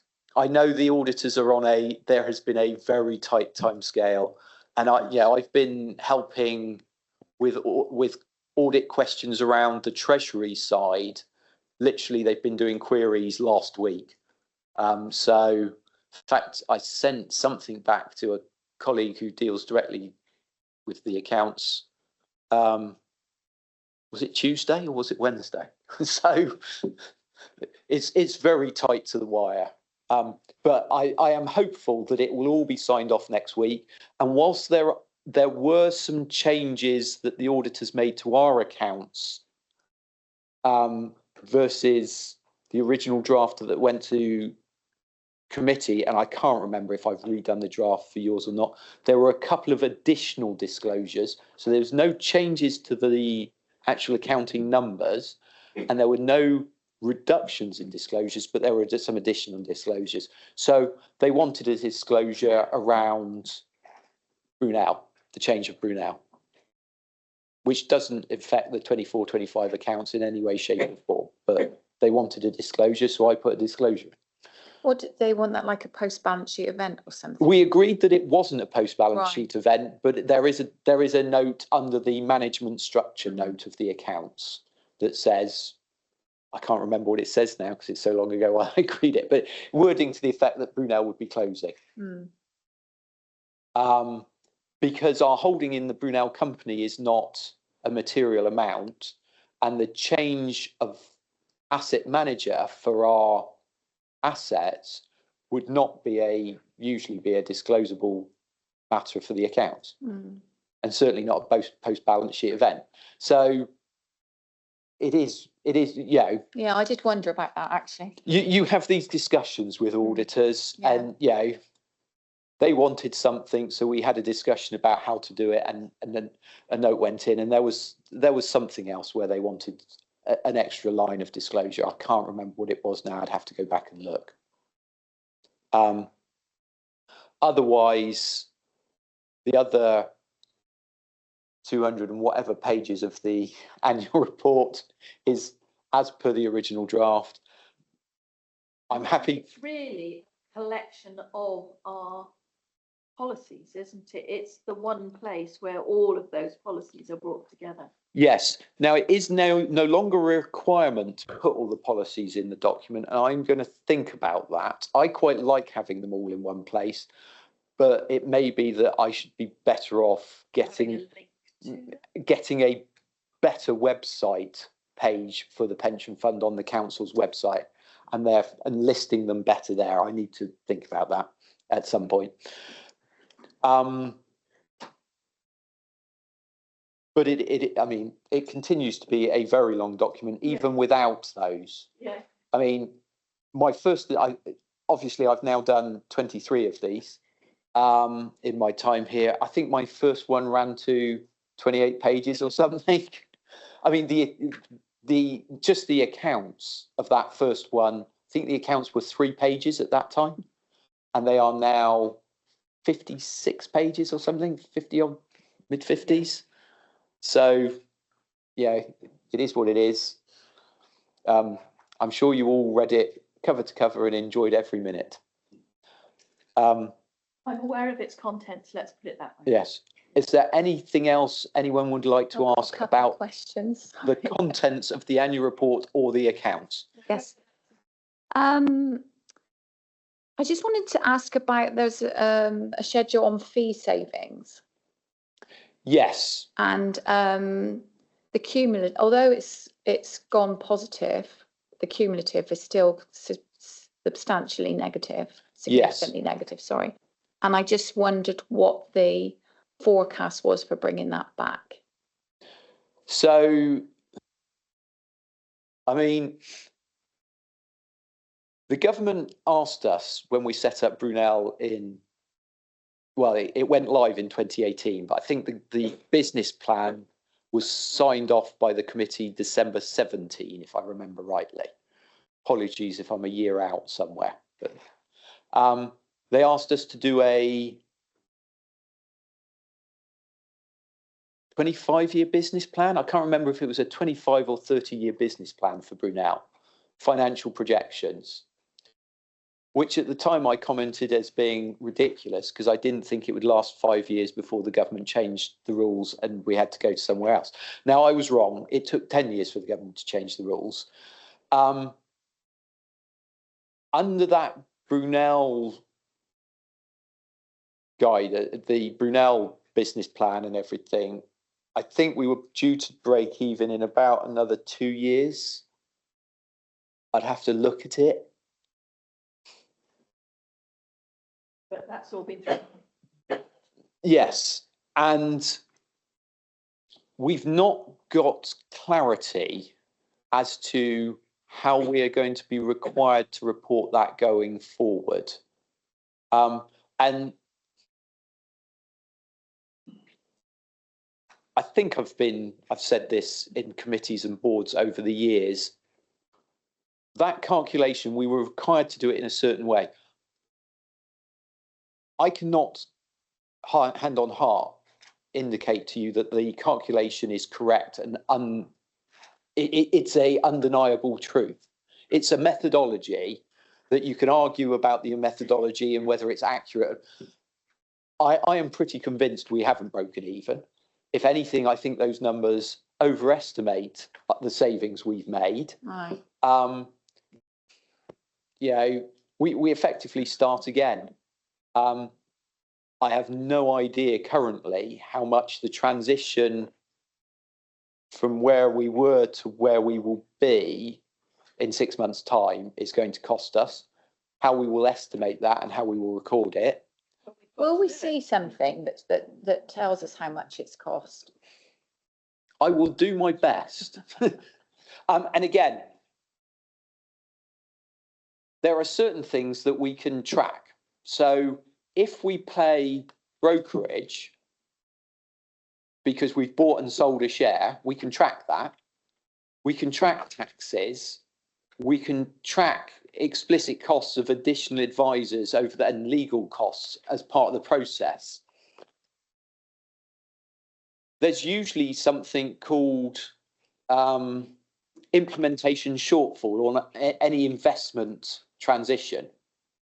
And that's trying to measure the impact of you being out of the market. So rather than instantaneously switching from one thing to another thing, like your benchmark might, your actual assets might take some days. Mm. And Particularly if it's over a bank holiday weekend. weekend. And so they will try and estimate the bid offer spread difference as well.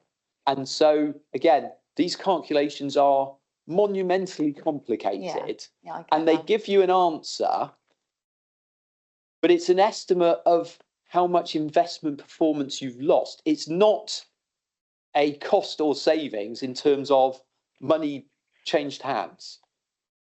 And therefore, I'm assuming that LPPI will track that and give me a number, but it's a number. And yeah, how much genuine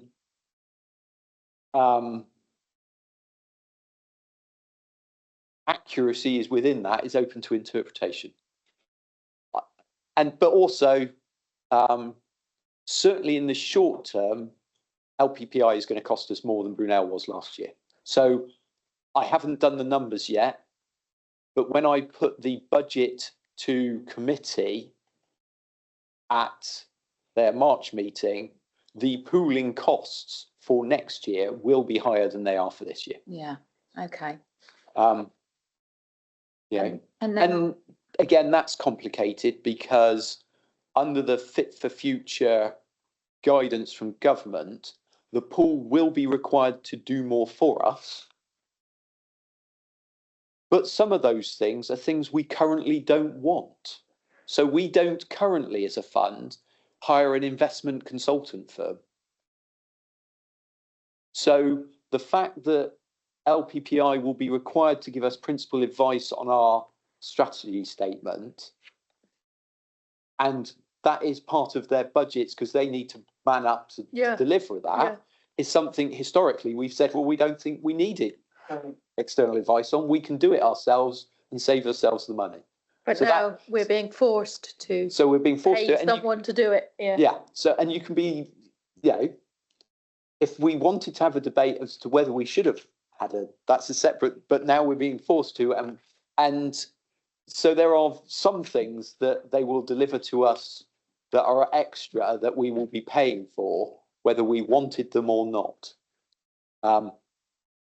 So it's difficult. It's not accurate to say that just because LPPI will charge us more, we are getting worse value for money.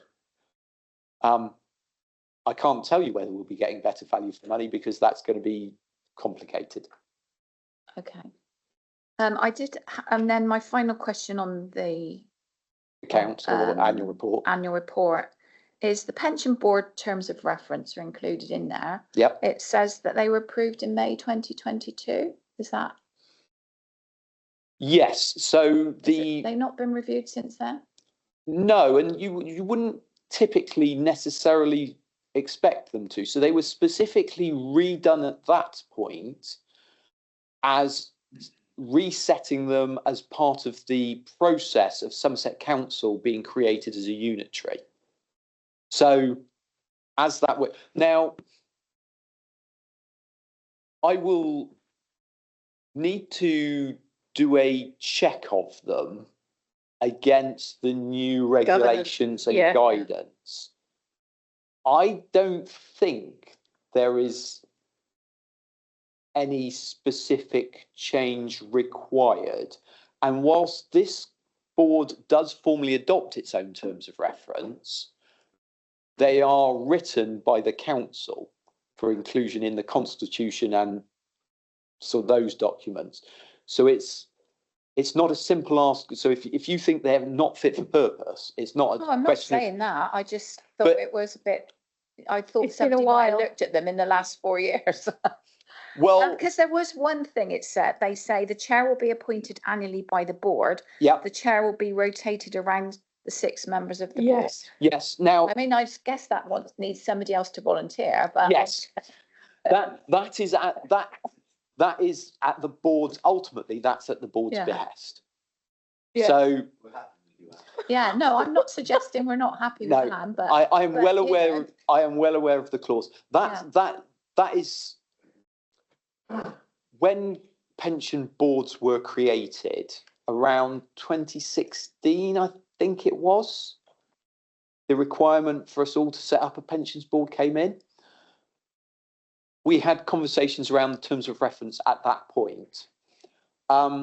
And actually, a significant number of LGPS funds are set up with an independent chair. But in conversation with the unions that I had here as part of agreeing those terms of reference, they didn't want an independent chair here.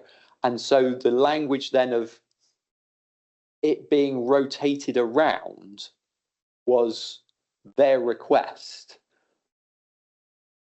But their representative is not here. And indeed, they only have one representative because they've consistently failed to put up 2. So, yeah, they asked for something, we represented it in the terms of reference, and then they haven't really engaged. And as I say, it's intended that certainly if it was contested, so if Anne had stood and someone else had stood, I would have raised the point that as it's intended to be rotated. Yes, someone perhaps else should take the chair. Yeah. someone else, but on the basis that between those that were present today, there was only one volunteer and the other 3 of you were quite happy to vote them in. I'm not going to, as an officer, enforce that. Is that fair? Yeah, that's fair. I just wonder whether, you know.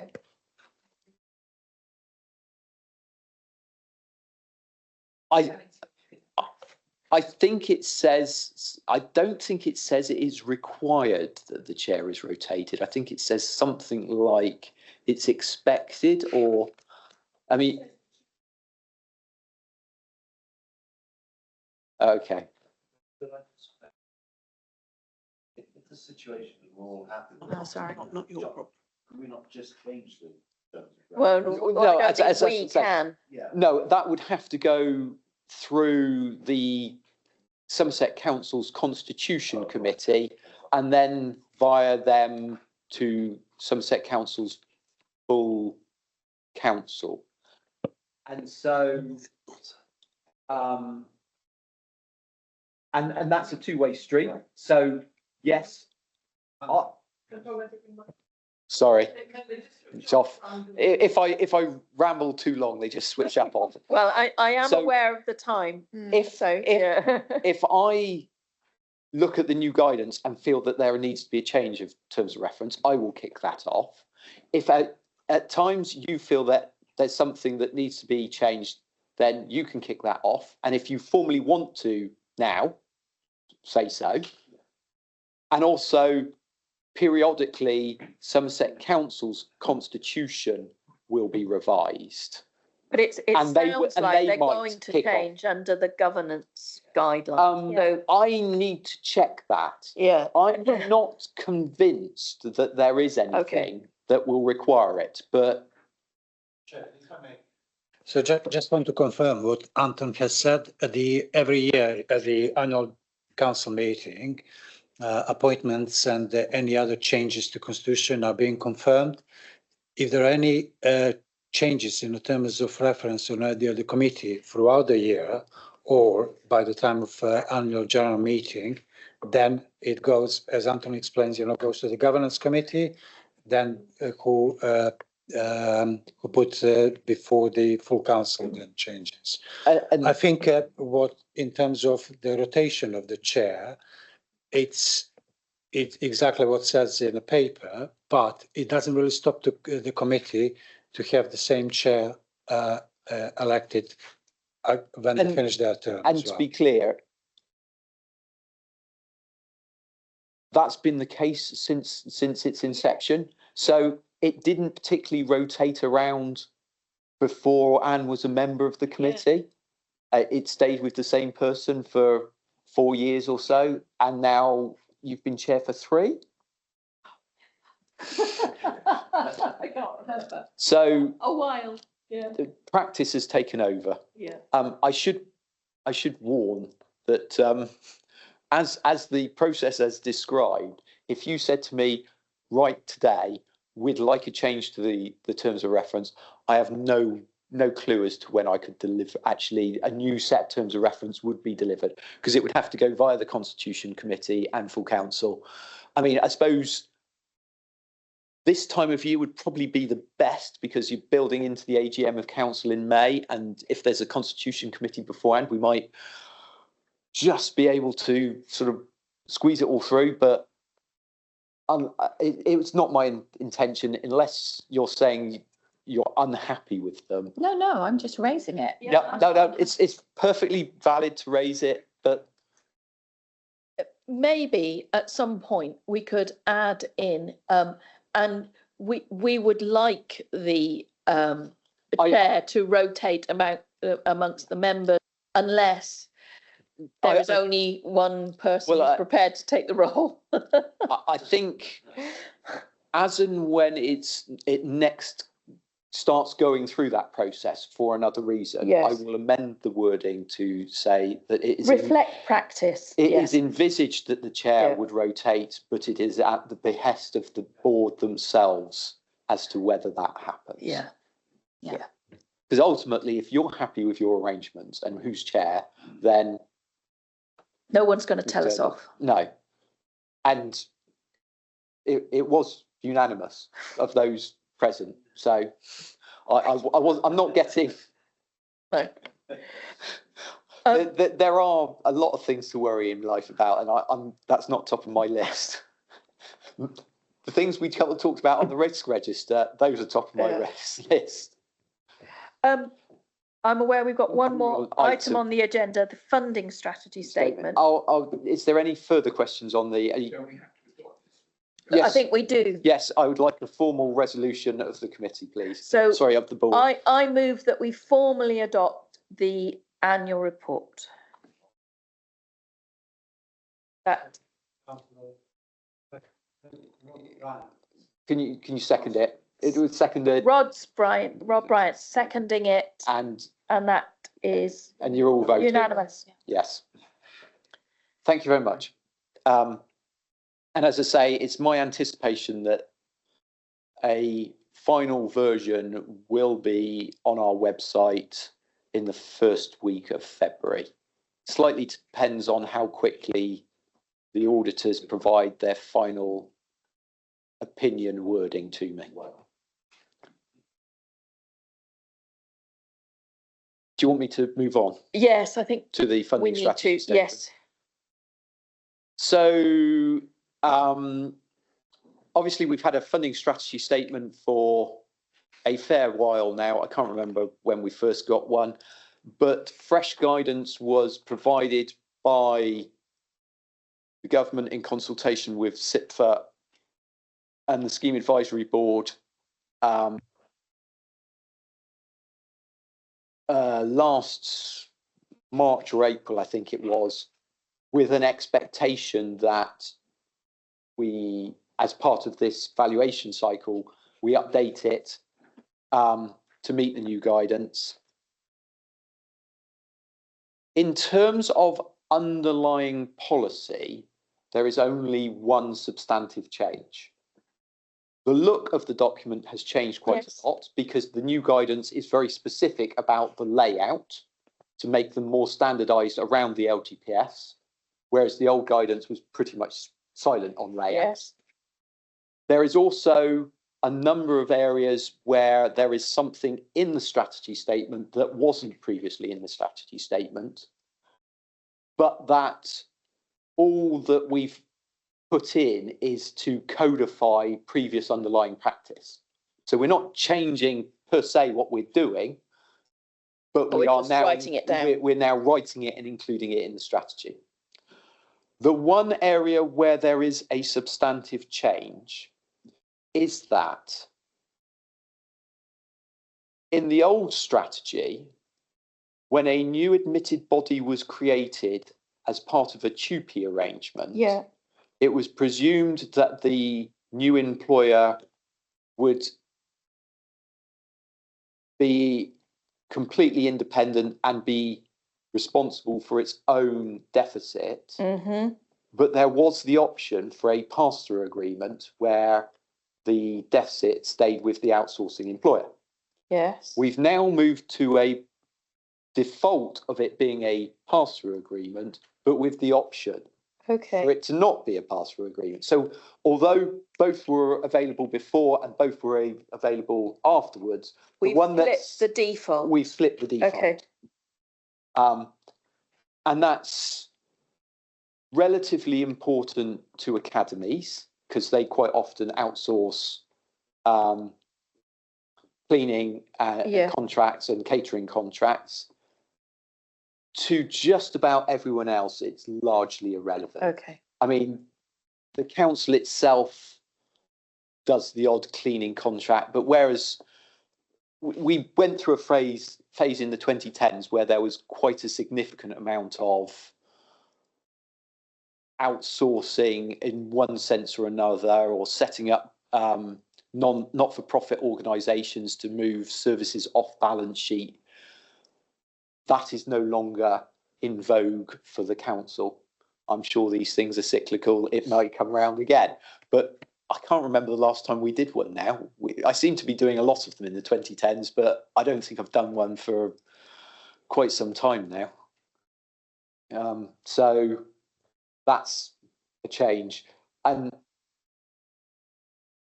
I think that may partly reflect a change of political leadership of the council, but I think it's more actually just a change in the underlying dynamic of how councils are run and government diktats, and things change. Okay. Okay. I'm quite happy to take questions on the remaining. I can't remember. Is it 100 pages of the? 60. Only 60 of the funding strategy. Does that include the appendices? Oh, Yes. yes. Ooh, It does. it's not as long as I thought it was. But those and I think I did share with you. It certainly was in the committee papers. Barnett Waddingham wrote a letter to go with it, where they went into a little more detail around the changes and layout. There's also greater requirements for consultation on it, which we have been following. We're currently out to consultation with the employers. Yes. Okay. They received an email from me the week after the committee, where the committee granted me permission to go out to consultation. Yeah. And that consultation, I believe, closes on the 20th of February. Okay. As of today, I have received Nothing. no comments. Okay. There was also a meeting for employers with the actuary and myself, where we talked about the valuation, we talked about funding strategy statement, and I did a section on the Fit for Future and all of that madness. And that was on the 14th of January. Attendance was sparse. Okay. Okay. Okay. But that option, should employers wish to engage and had a conversation, that option was there. Obviously, as part of the consultation, whilst they can put in formal response by email to me, if they wish to have a chat about it, then Your door's always open. my details, my door might not be particularly open because I work from home and I don't let any sort of waif and stray in, but my lines of communication are open. Are always open. Does anyone have any specific questions around the funding strategy statement? Are you happy to recommend it to committee? I am happy to recommend it to committee. We have reviewed for approval. Yes. Thank you very much. I do not have any further items of urgent business. So if nobody else does either, I'm formally closing this meeting at 7 minutes past midday. Our next meeting is in April, I will look forward to seeing you then.